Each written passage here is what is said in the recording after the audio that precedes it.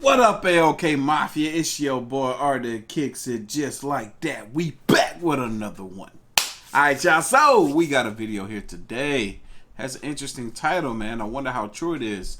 It's titled 9 Real Life Horror Stories That Will Probably Ruin Your Day. We'll have the link to the original down in the description box below. But without further ado, let's get into it.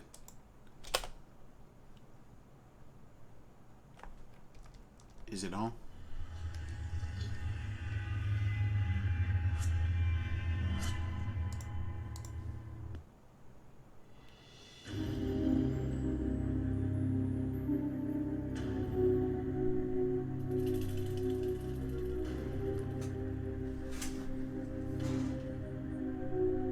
On July 1st, 2014, in the No Sleep subreddit, Reddit user Nathan wrote a post claiming his dead girlfriend, Emily, is sending him messages on Facebook.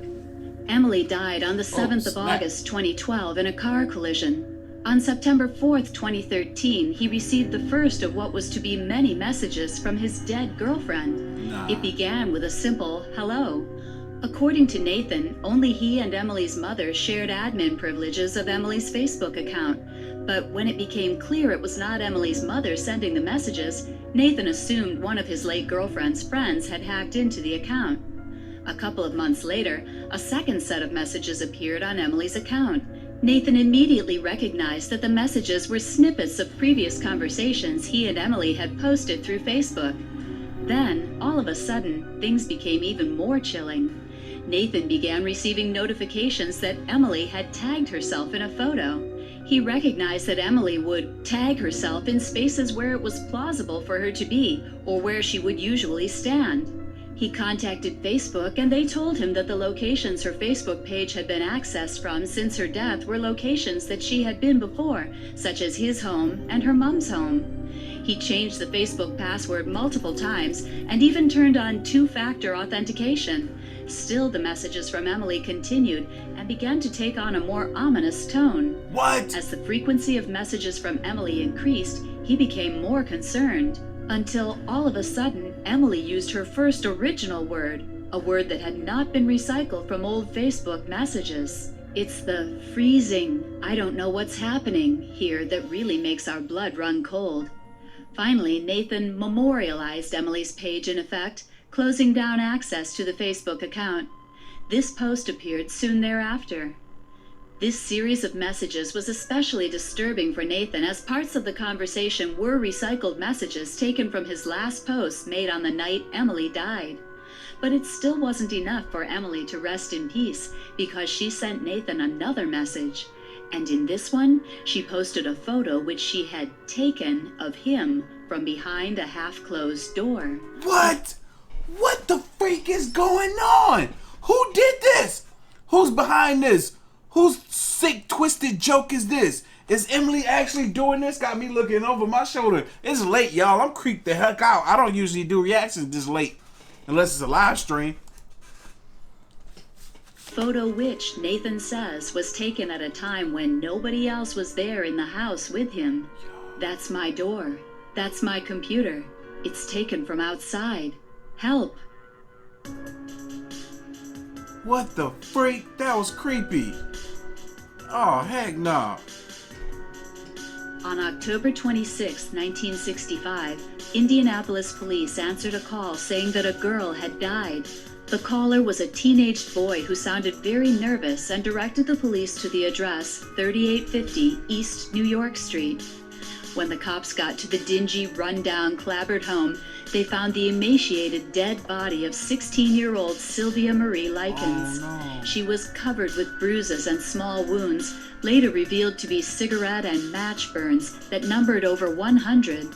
There were also large areas where the outer layer of skin had peeled off.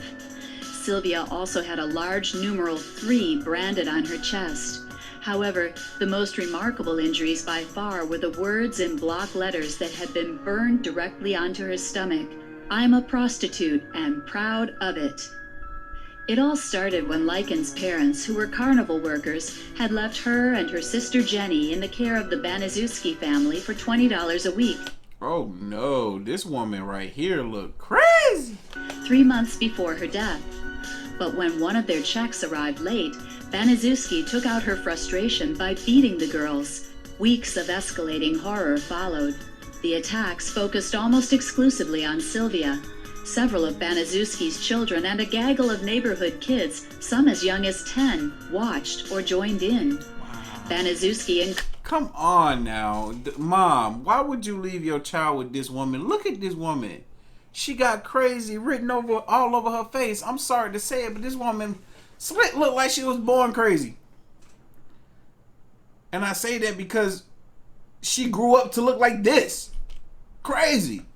Encouraged them to torment Sylvia, including, among other things, extinguishing lit cigarettes upon her skin, beating her, tying her up, burning her with scalding water, rubbing salt into her raw wounds, forcing her to eat feces and other substances that would cause her to vomit. I can't believe that. That's a shame.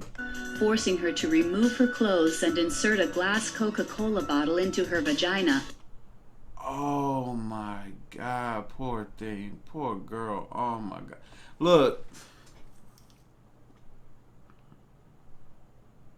How long was this going on for?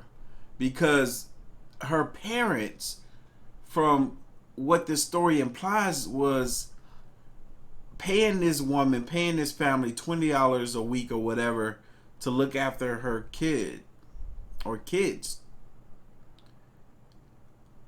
Did those kids not go back home during this ordeal? Did this happen over the course of how long? A week? 2 days? 3 days? 1 day? How long was she with these people that this occurred? This is insane. This is, oh my, people are evil. On at least 2 occasions.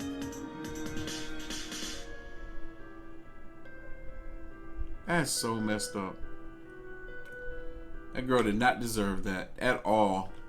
On February 2nd, 1959, 9 ski hikers were found dead on the East Shoulder Mountain, Kolatsiakl, Russia, eerily called the Mountain of Death by the indigenous Mansi people. From the evidence at the scene, it appeared that the hikers had cut open their tents from the inside and fled into the wilderness in just their socks or bare feet. One of the hikers had major skull damage, while a couple more had multiple chest fractures. Despite this, none of the corpses had any signs of a struggle. It gets weirder. Their bodies were stained orange, with massive internal injuries from a force that a doctor studying the incident compared to that of a car crash. And one of the ski hikers was found with her head tilted back, her stretched mouth wide as if emitting a silent scream. Upon closer inspection, the rescuers realized that her tongue had been ripped out by the root, and she was also missing her eyes. As you'd imagine, all sorts of theories to the cause of the deaths have been tried and tested over the years, but the final verdict was that the hikers died of a compelling natural force. What does that even mean? Really? Never has something so ambiguous been so horrifying. What the freak happened to those people out there? What the freak? Yo! I'm having all these theories that go through my head right now. Like, it could have been some type of demonic entity that did it. It could have been alien that did it. It could have been... I can't think of... What? I can't think of anything primitive that could have done that. It seemed like the injuries and things that happened to them had to have happened by something that was vastly more intelligent than any other animal on this planet outside of a human being. What the freak happened to them people? What? There's always that moment of dread when you stick one foot out from under your covers, as you envisage a paranormal activity-style death being dragged down the stairs. Darn it, look, I got the creeps beyond imagine right now. I haven't felt that way about anything under my bed in a long time, but I feel like I'm gonna feel like that tonight. Thanks. You have an instinctive worry with what's under your bed from a young age. even though nothing has ever been under there. Shit. Oh, look at that. One particularly disturbing case was in 2003 when a guest noticed a foul smell in his room at the Capri Motel, Kansas City, and complained to staff. After 3 nights of opening windows and no doubt gallons of Febreze, the stench would not leave, causing the poor guest to vomit in the room. When cleaning crew began shifting furniture to clean the puke, they found the decomposing corpse of a man wearing only a nun's wimple and fishnet stockings. To repeat, he slept in that bed for 3 nights. Wow. That's crazy. Was it under the bed or in like the box frame or something? I'm tripping, y'all. This is crazy. On January 25th, 2014, Oh, I've seen this image before. the Indianapolis Star published a lengthy report on a family terrorized by 3 children allegedly possessed by demons. The account of LaToya Ammons and her family tells LaToya Ammons. Yo, I love this story. It's about to creep me out again, though. disturbing stories of children climbing up the walls, getting thrown across rooms, and children threatening doctors in deep, unnatural voices. It would seem like something straight out of a movie, except all of these accounts were more or less corroborated with nearly 800 pages of official records obtained by the Indianapolis Star and recounted in more than a dozen interviews with police, DCS personnel, psychologists, family members, and a Catholic priest. One of the more chilling sections of the report includes a segment about the possessed 9-year-old. According to Washington's original This staircase and the stuff that was happening in this house, the story is crazy. It's like the most realistic thing ever, and it happened to a black family, like crazy. From my understanding, a YouTuber purchased this house. A paranormal YouTuber purchased this house, and I think they end up having the house demolished. DCS report, the 9-year-old had a weird grin and walked backward up a wall to the ceiling. He then flipped over Campbell, landing on his feet. He never let go. This was in the police report. Crazy. Of his grandmother's hand. Crazy. She didn't even tell half of the story. Y'all go, if you go research that, if you haven't already, oh my God, it's crazy. I swear, ghosts are real. Spirits, entities, demons. I don't want to go. I don't want to go. I don't want to ever meet them. On September 12, 2008, 2 trains collided in the Chatsworth district of Los Angeles, Crazy. killing 25 people in the crash. Oh, no. One of the passengers on board was Charles E. Peck, who was traveling from Salt Lake City for a job interview in LA. His hopes were high on landing the job as his fiancée, Andrea Katz, lived in California, and he planned to marry her if he was hired. During the next 11 hours, Peck's mobile phone sent numerous calls to his fiancée, son, brother, stepmother, and sister. Overall, his loved ones received a total of 35 calls. However, each time they answered, they only heard static. When they called back, the calls went straight to voicemail. The family could only be optimistic and assumed Charles was alive in the wreckage and calling for help. When the search team finally traced Peck's phone signal and discovered his body in a lead passenger car, where most major injuries and deaths occurred, they reported that Charles had died on impact and that he couldn't have possibly made the calls. What's even stranger is that they never found the phone. Wow. That's crazy. That many people that he was close to were receiving phone calls from his phone. That's crazy. They never found that phone. And he was clearly dead on impact. On the night of March 31st, 1922, the 6 residents of Hinterkaifeck, a small farmstead in Germany, were murdered with a mattock. The victims were Andreas and Cecilia Gruber, their widowed daughter Victoria, her children Cecilia and Josef, and the maid Maria Baumgartner. The Grubers' earlier maid left the family 6 months earlier, having claimed the home was haunted, and days before the murder, Andreas told neighbors he'd discovered a strange set of footprints in the snow. Y'all, I'm extra creeped out right now. I am so creeped out right now. I feel like I'm being watched. This is the only room I got lights on in this whole house, and I got these doors open. This closet door, door to the hallway. I'd be the ghost.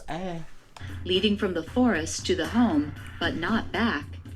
He'd also heard footsteps in the attic, and a set of keys went missing. Based on the crime scene found days after the murders, investigators believed the family was led one by one into the barn to be killed before the murderer killed the maid and young Josef in the house. That's crazy. It is believed that the perpetrator remained at the farm for several days. Someone had fed the cattle and eaten food in the kitchen. The neighbors had also seen smoke from the chimney during the weekend. As creepy as it sounds, the killer was never found. Wow, that's insane.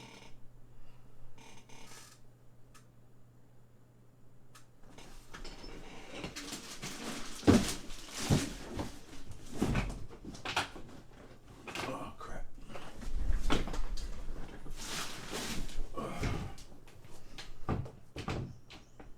I just really felt like closing the door.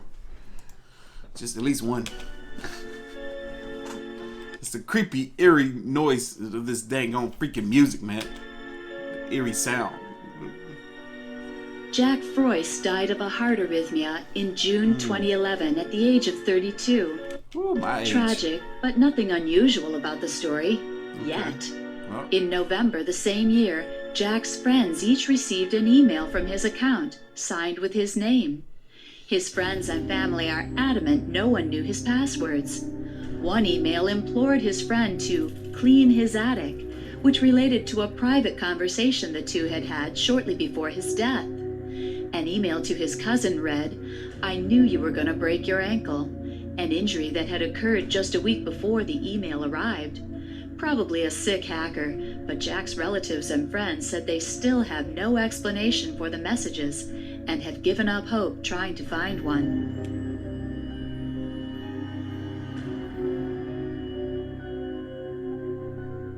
that's interesting.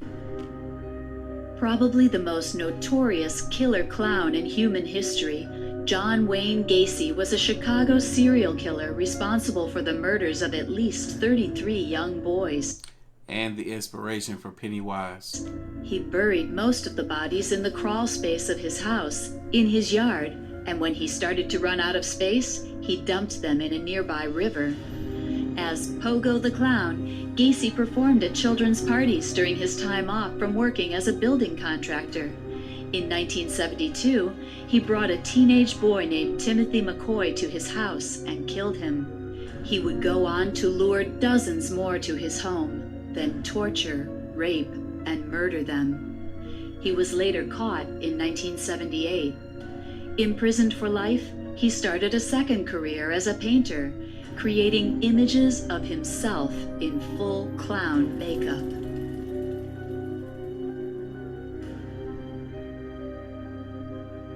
Evil. Evil. Some messed up, man.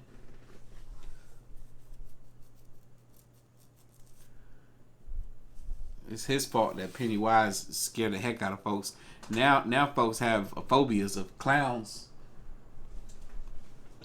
because the dang on It movie, the OG one and the new one. I know a lot of people that's afraid of clowns because of that movie, and it's his fault because he was the inspiration. But anyway, y'all know what time it is. Feeling creeped out up in here.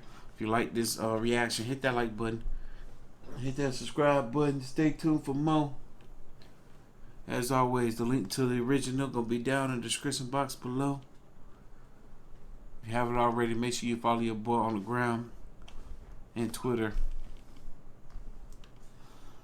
at Artofkickz.